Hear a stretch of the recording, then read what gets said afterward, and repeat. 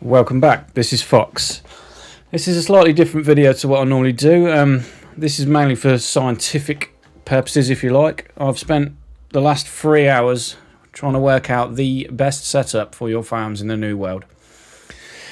Yeah, so I'll try and keep this as short as possible and we'll get straight to it. So what did I do?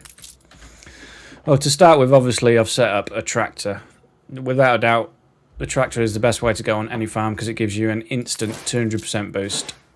You can see 200% boost, and it reduces the workforce by 50%. So put some tractors in straight away. Let's talk about what else we've got going on here. You see this little path coming down here. This little path coming down there. This is the area that we're working with. When we're changing specialists around and stuff, this is the area we're going to fill with farms, and that's what I've done to use this statistics. Farms in a new world. I'm using a cotton farm for this, so I went to items,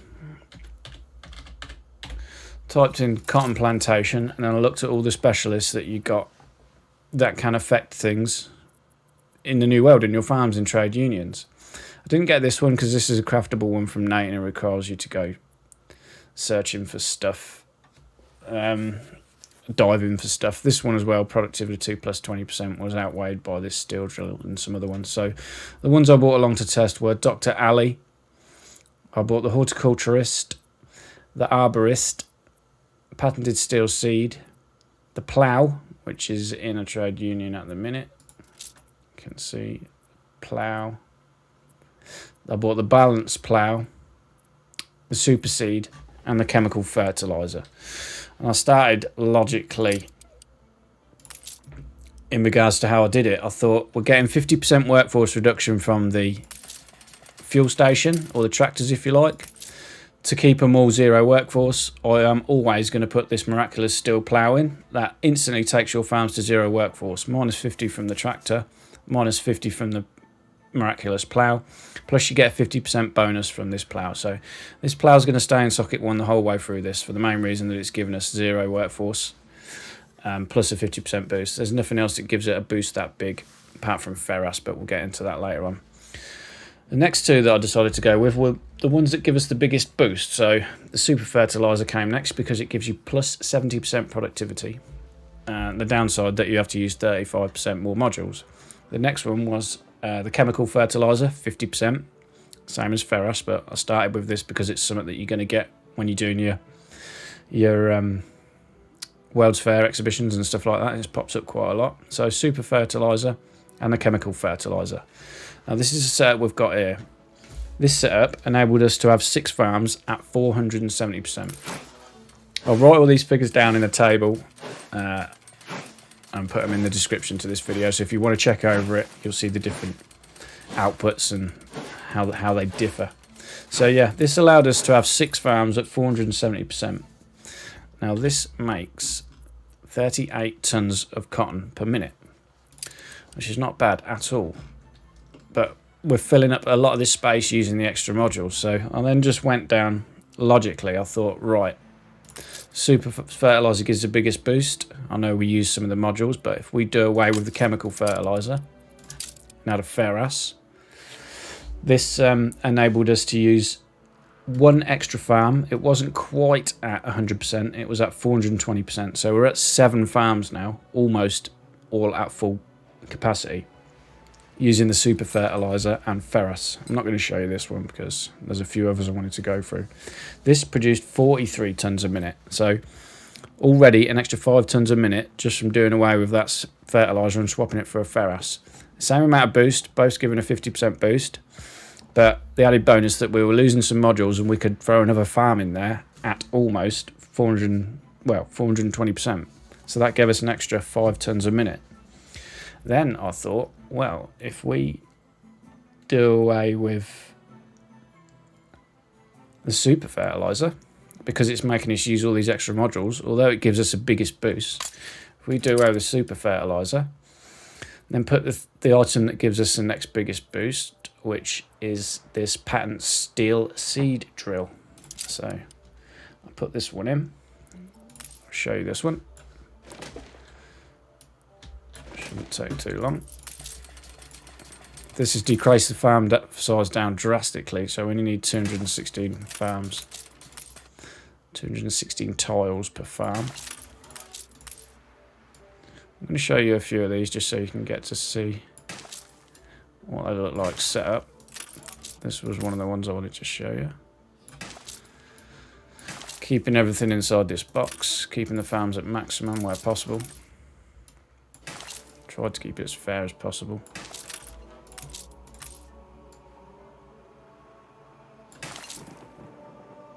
See, that's the 6 farms that we had using the super fertilizer and the chemical fertilizer. 1, 2, 3, 4, 5, 6.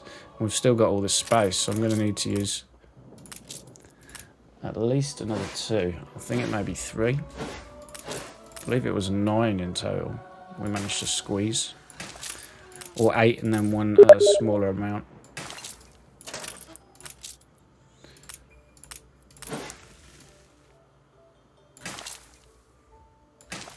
So yeah, this time we've got 1, 2, 3, 4, 5, 6, 7, 8.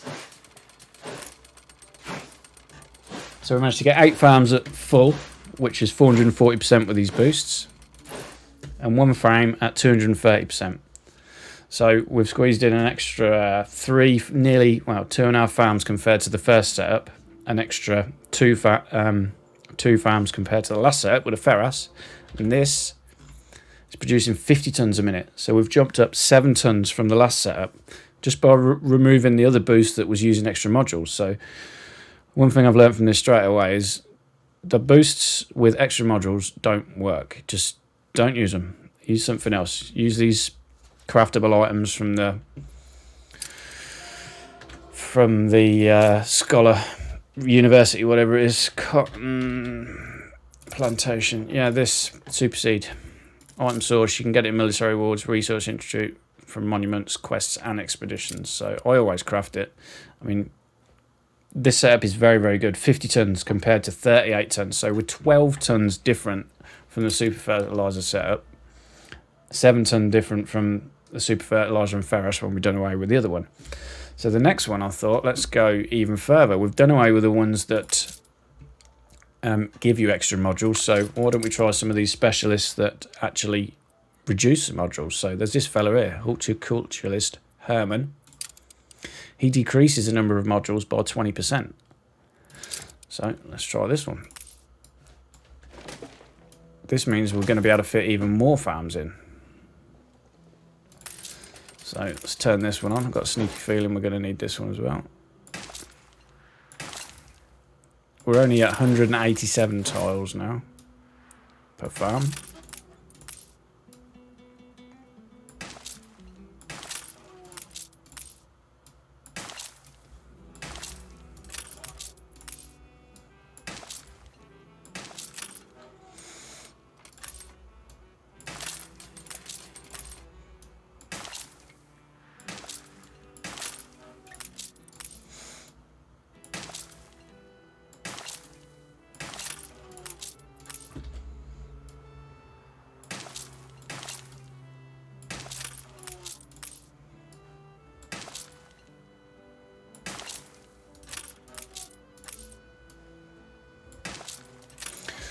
So there we go. What have we got now? We've got 11. 1, 2, 3, 4, 5, 6, 7, 8, 9. 1, 2, 3, 4, 5, 6, 7, 8, 9, 10. The 11th one's not being used, so we've got 10 at max. And at this setup, they were running at 420%, and then 1 at 475%. So we've got 10 farms in total, 9 at full capacity, which is 420, and 1 at 370. Ferras and the Horticulturalist. Now, this produces 55 tonnes a minute. So it's almost a third more than when you were using the fertilizer setup. 16 and 16, 18 and 18 is 38, sorry. The difference between 38 and 55 is 17. So a third extra productivity from using the 2 items that give you extra modules compared to this setup here, which is the Plough, Horticulturalist Herman, and Ferras. Right, I'm going to say now, this is as high as we got. This is the best setup that I found. There was one that matched it, but we'll go into that in a bit.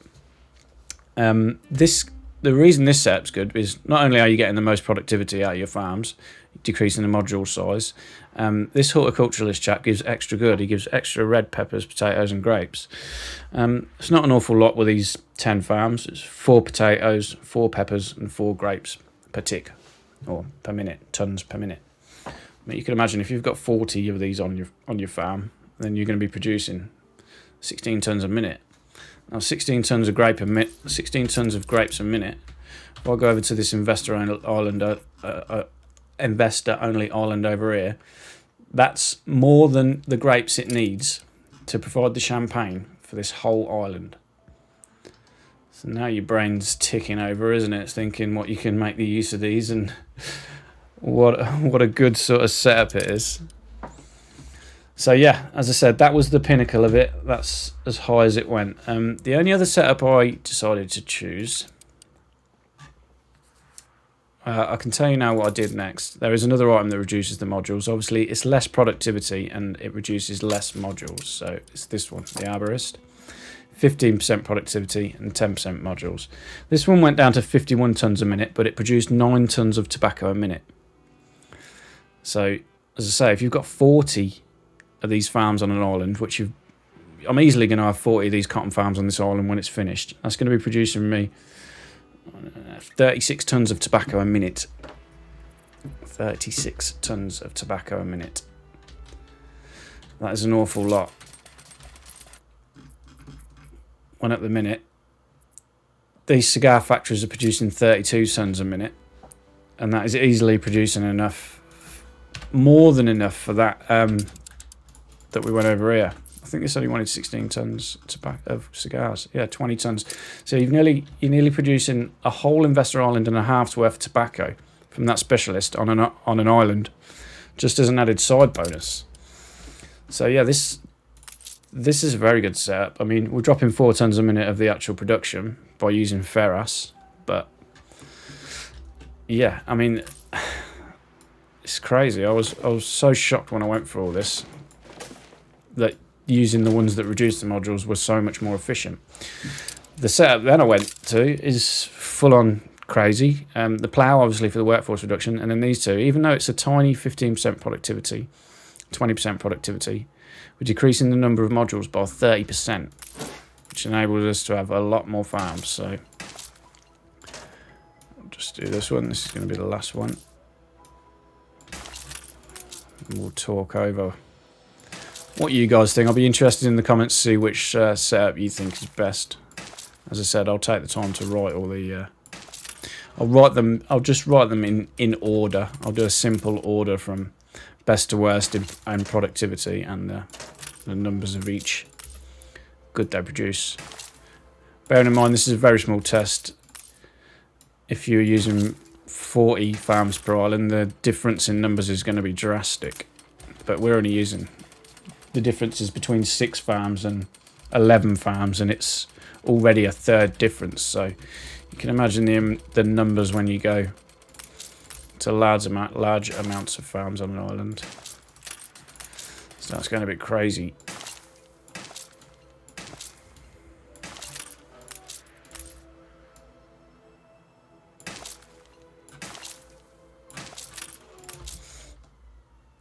One of these I haven't used. Yeah, you sod.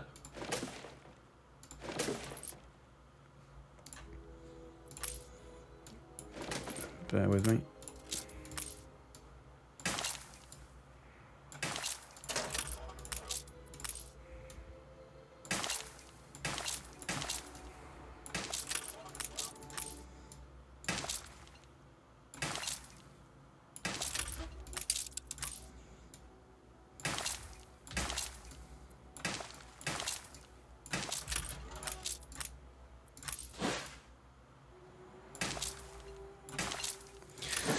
So, this one. This is the setup. This equals the amount of tons per minute as the Ferras and the Horticulturalist. This is the Horticulturalist and the Arborist and the Steel Plough. You can see, this is produced, well, this is saying 56 tons a minute, but I've gone a little bit over here. I did get it to 55 when I got it to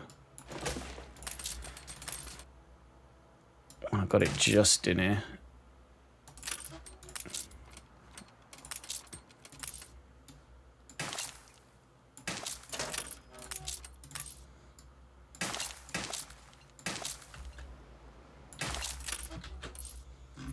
Yeah, 50 to 55. So it equals the Ferras and the Horticulturalist setup.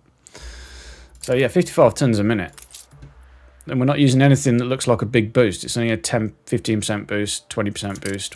When you look at these on the face of it, you think 70% boost. God, I'm using that. It's 50% boost. I'm putting him in there. It equals the Ferras and the Horticulturalist boost. So this is the best setup in my eyes because it equals that setup that I've just spoke about. You get the 4-ton potatoes, peppers and grapes that you get with the Horticulturalist, plus the 9 ton of tobacco. So you can produce from this enough champagne. If this island was full, you could produce enough champagne and cigars for probably 2 full investor islands. Almost, I'd say 180,000 investors worth of free byproducts from this setup. So yeah, as I said, this has gone on a little bit longer than I wanted it to. It's 16 minutes. I didn't show you all of the setups. There was another one that I tried right at the end. There is a legendary specialist. I tried him. This dude. He gives you a 30% boost. I thought we sort of cancelled him out because we've already done the Ferras, which gives a 50% boost. The only reason you would use this bloke is if you want more peppers, potatoes, grain or hops. He produced 53 tons a minute. So only 2 tons down on the 2 best setups that we found. But you get the added bonus of it was 2 ton potatoes, 2 ton hops, 6 ton peppers and 6 ton grapes. So yeah, let's have a look. Was I right in that? 6 ton grapes, 6 ton peppers, 3 ton hops, 3 tons grain. Yeah, 3 ton potatoes, 3 ton hops, peppers, grapes and grain. Yeah. So yeah, very good. This specialist. I've never really used him because I saw the 30% and thought the other boosts were a lot better, but he's right up there, 53 tons a minute compared to 55 for the best setup. Yeah, I hope you learnt something from this. I certainly did. I've enjoyed doing this. I might do a shorter version for the New World, Old World crops. Old World crop farms, because there's a couple in here. This chap 8% boost plus 35%. This chap plus 70 minus 80 plus 35. So he's the same as a super fertilizer. So again, these aren't really going to be worth using. What's the super fertilizer? That's plus 30. So he's exactly the same as the super fertilizer, that dude. Old World crop farms. So he's plus 70 with plus 35 modules. You don't get anything better. You don't get any byproducts. The only thing he does is reduces the workforce, but we don't need that because we're using the plough. So he's not worth it. This chap's still not going to be worth it, even though it's 80% productivity. So the best setup in the old world is going to be Ferras and the steel drill, which will be the equivalent to 50 tons a minute if the production rate's the same for the old world crops as cotton is. But yeah, I'm waffling on now anyway. So yeah, that is the best setup for your farms in the old world in my eyes because of the byproducts you get. Miraculous steel plough, Arborist rare, and the Horticulturalist Herman.